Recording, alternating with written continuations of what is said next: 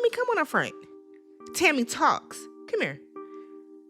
Recaps are posted after the episode. The episode came out Tuesday. It's Thursday. Thursday afternoon at that. Recaps come out after the episode. This is crazy. We have been waiting since Tuesday.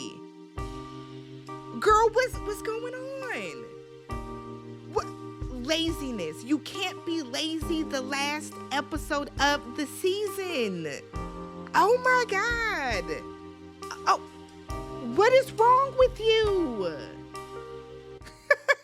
My bad, y'all. I'm late. I know I'm late. It's on me. It's not y'all. It's me. Let's talk about the episode.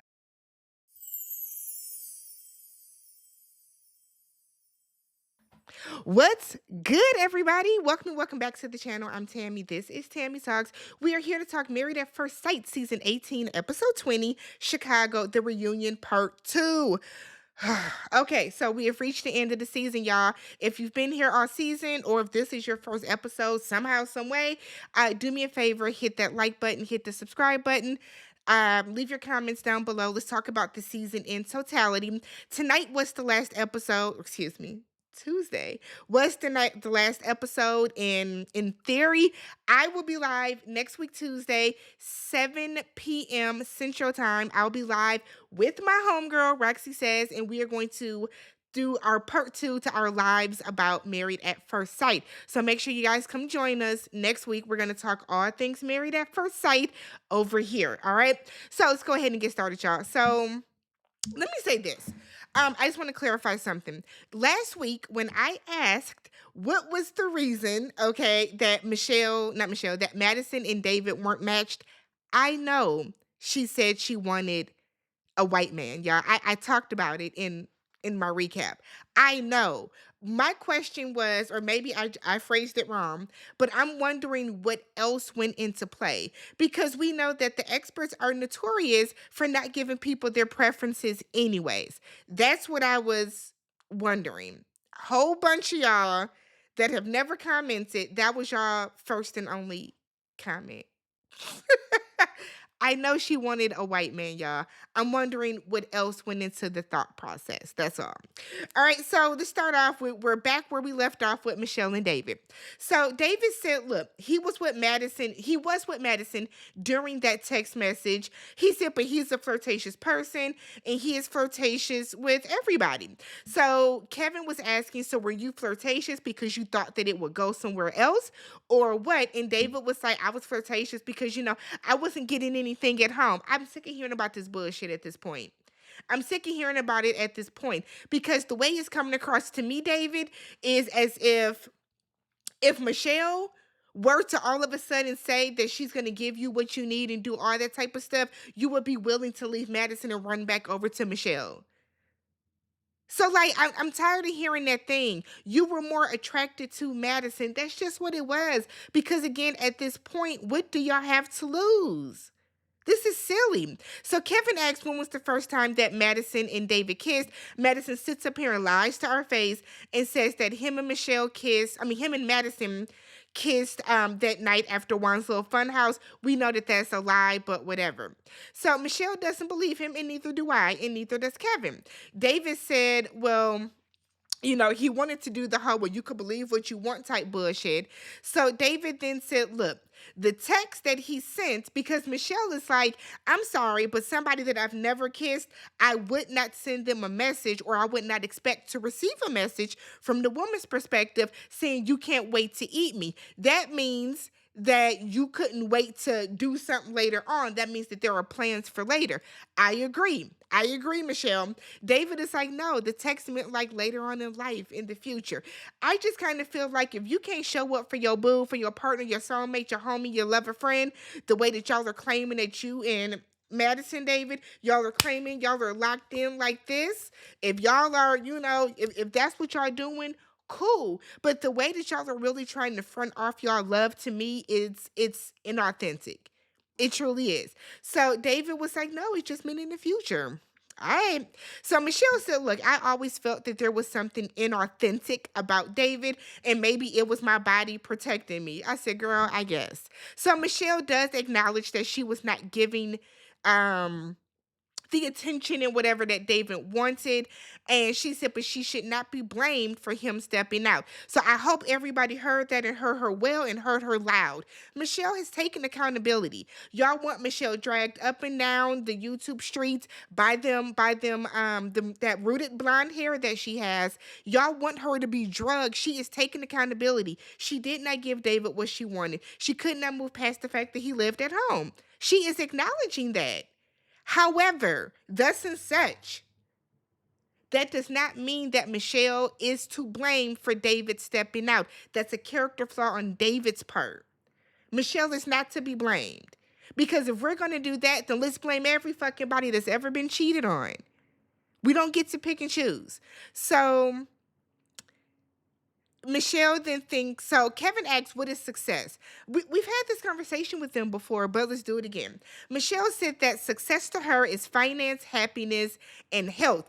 All of those things are a part of success. She said that they did talk about money, and the numbers that she heard scared her.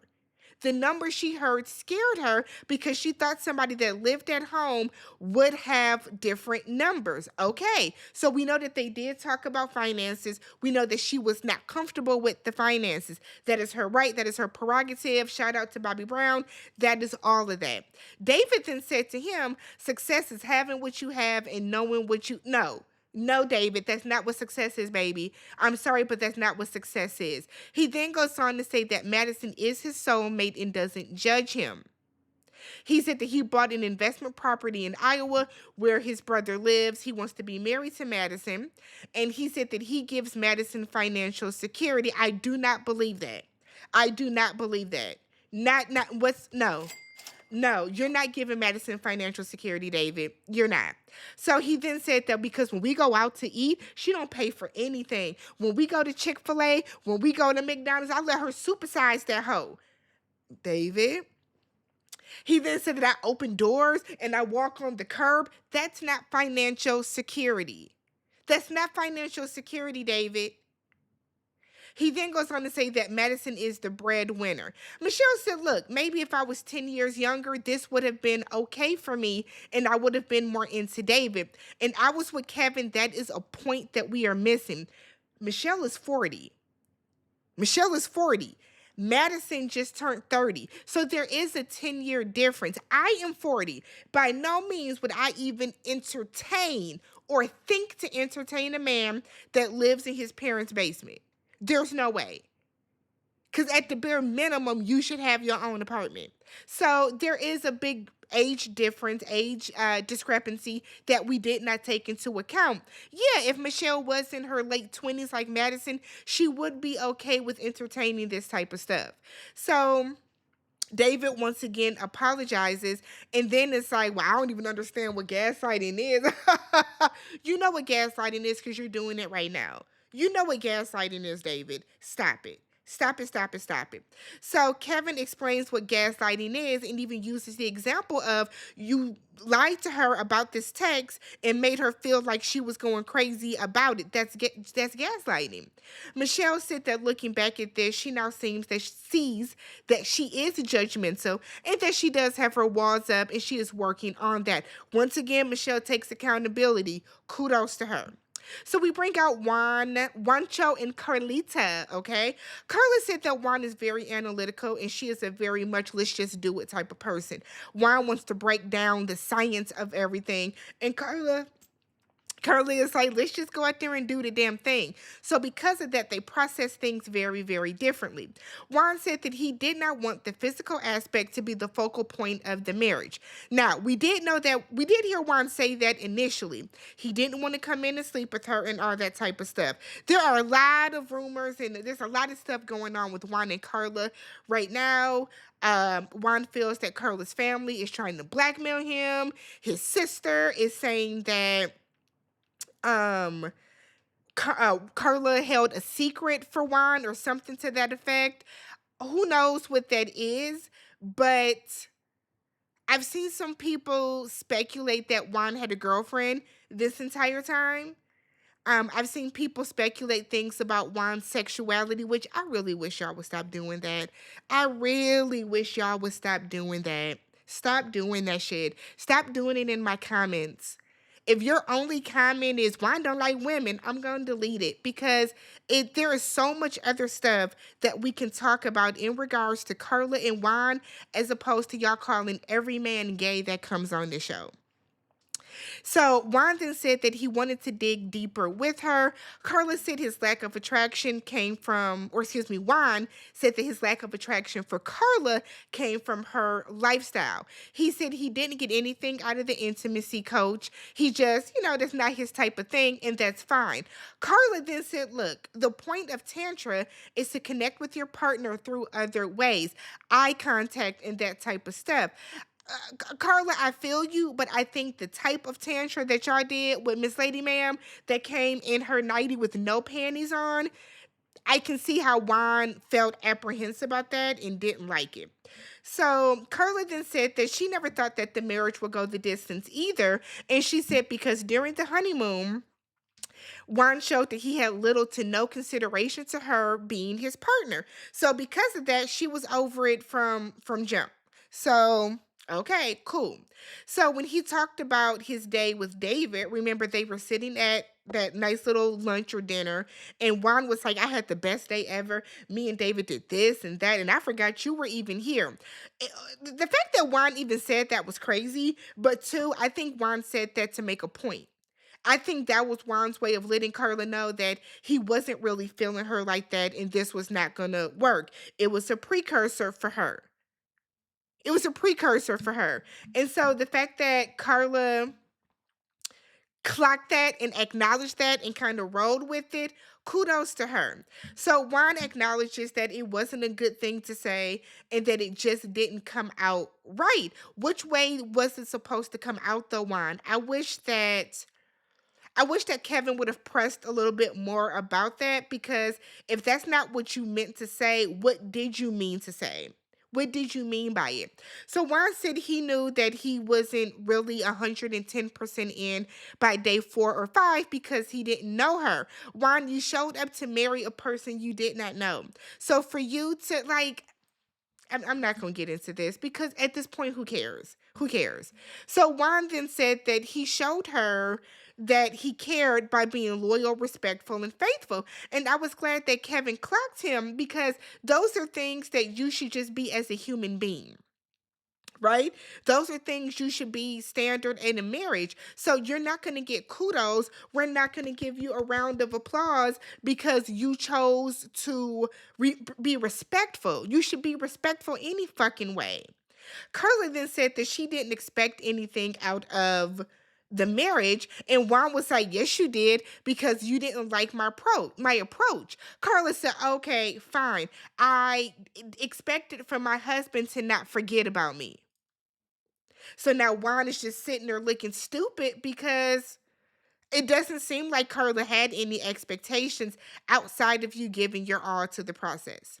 So she was like, she just feels that she has learned that she needs to show more of her serious side. And you do, Carla. You do. You did a lot of, Sage and Apollo Santo and all this type of stuff. And we didn't really get to see how serious of a person you were, how serious of a business owner you are or you were striving to be, because you did play around a lot. So I hope you take that and you move accordingly with that new knowledge. So they both feel that they would not do anything any differently. Juan said him and his current girlfriend are on the same vibration, and Carla said vibration. Look at Juancho. Carla's funny to me. So then we have the men come on stage. Sure.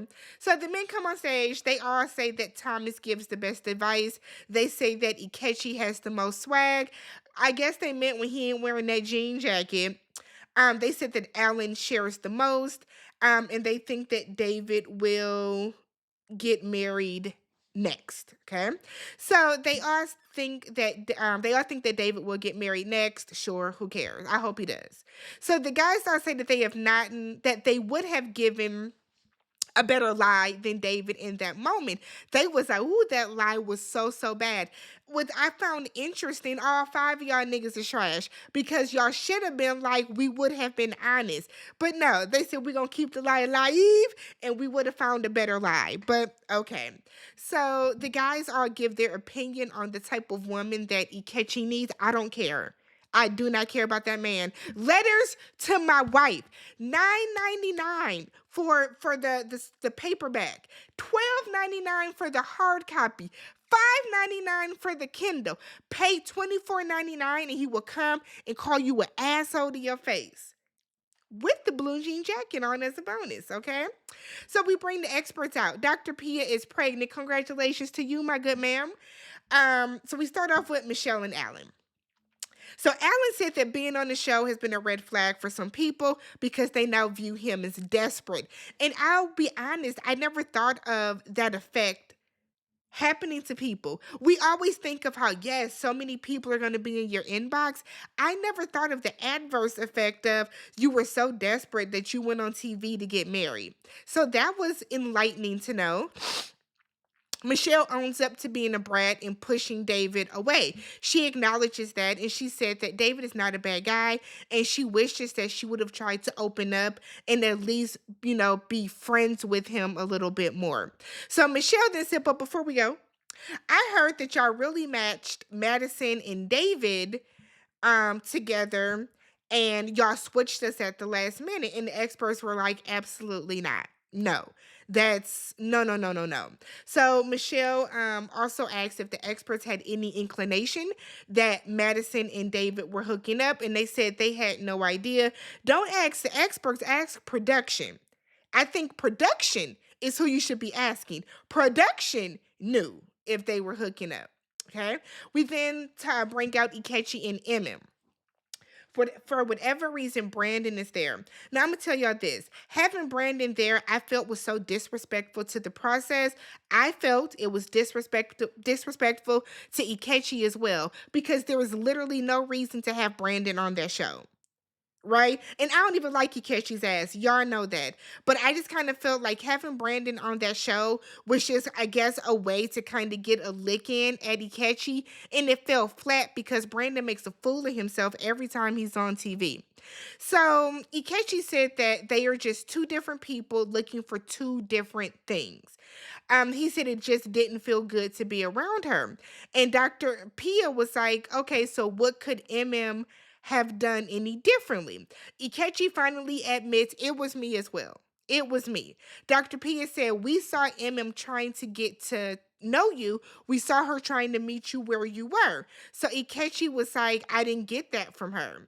And he said that, if I'm being honest, I didn't want it from her. And that's where it is. That's the kicker. Now, I don't know what it was. Well, we all say that Ekachi was, threatened by Emem's success and her money and all that type of stuff. But there was something very distinct that happened, right? And until Ekachi tells us what it was, we will never know what that pivotal moment was. But it did go very quickly from I like her, I can see my life with her, to I don't want anything to do with her and I don't want her to try. So the fact that Ekachi is finally now realizing that, awesome. Good. Introspection is key. Okay. Introspection. So Emem feels robbed of her experience, and I agree. And she said that she was matched with someone that was not willing to be vulnerable. I will say this. Do I think that Emem was robbed of her experience? Maybe, but I think Emem, you also robbed yourself of this experience too, because from the first moment that Ekachi told you and made it clear that he was not into you, it wasn't going to work, you should have stopped then and there. This whole I want to see the process through, that only works if y'all are really trying to see the process through. Juan and Carla decided to see the process through. That's how you do that. You don't see it through with a person that is ignoring you, a person that is calling you an asshole, a person that is reading you down and being disrespectful and all but emotionally abusive towards you. That's not seeing the process through. That's putting yourself in misery. That's stewing in misery, right? So Pastor Cal warns Ekachi not to lead with feeling over principle.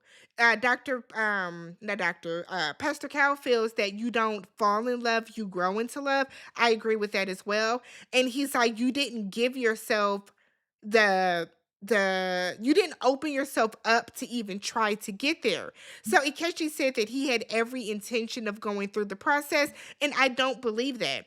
I think that Ikechi wanted a specific type of person, a specific type of woman, and you don't get that when you put your marital endeavors in the hands of three people. You don't get that. So he acknowledges that he should have been more open, and he should have. For whatever reason, they decide to bring Brandon out. Ikechi gets up and walks off. And I don't think it's because Ikechi is jealous or anything of the sort. I think it's because Ikechi felt disrespected that she's going to bring her dude to try to like shit on me in my face. I don't blame Ikechi for getting up and walking off because Brandon is a lame ass, simp ass nigga. Let's be real about it. Brandon is lame as fuck. Brandon wants a moment. So Ikechi gets up, walks out. Brandon once again tries to shake his hand. Look, Brandon, you don't look any better because he didn't shake your hand. So then he's like, yes, yes, yes, I won the bet. Oh my God, I won the bet. And I'm like, yeah, you won the bet of being the biggest simp in the room. You won the bet. You got the lame ass nigga award. Is that what you want, Brandon? Kudos. Kudos. You looked wild for that. You looked weird as fuck. So then he sits down and he was like, I think that, Ikechi just knows that he missed out on this beautiful, talented, rich woman that I got sitting here. She was thirsting for Ikechi. She was thirsting for him. Emem, you gonna let your dude, your fiance, your homie lover friend, your baby boo, you gonna sit there and let him tell the world that you were thirsting over this nigga that didn't want you? Emem, girl, what the fuck? Like, come on. Come on. Brandon is lame. Brandon is using you. Brandon heard you were on TV. Brandon heard you were filming, and Brandon wants your fucking money. And you so goddamn desperate, you gonna sit there and let him take it. Whatever. So Dr. Pepper asked what was the motivation for the engagement. Was it the guy or the need? Emem said it was love. That don't answer the question, Emem. We know that the desire and the rush and the motivation for the engagement was the guy. It was the guy. No, it was the need. You wanted to be married. You needed to be married for whatever reason. It could have been any man that came up off the street and proposed to you and you'd have took it. God, such a disappointment. So then Brandon was like, well, for me, no, Emem said that it was love at first sight. Girl, whatever.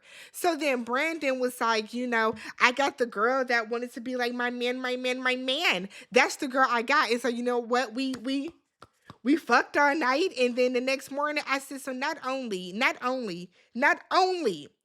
are you a simp, but you're crass as fuck too. And Emma is just sitting there looking stupid. This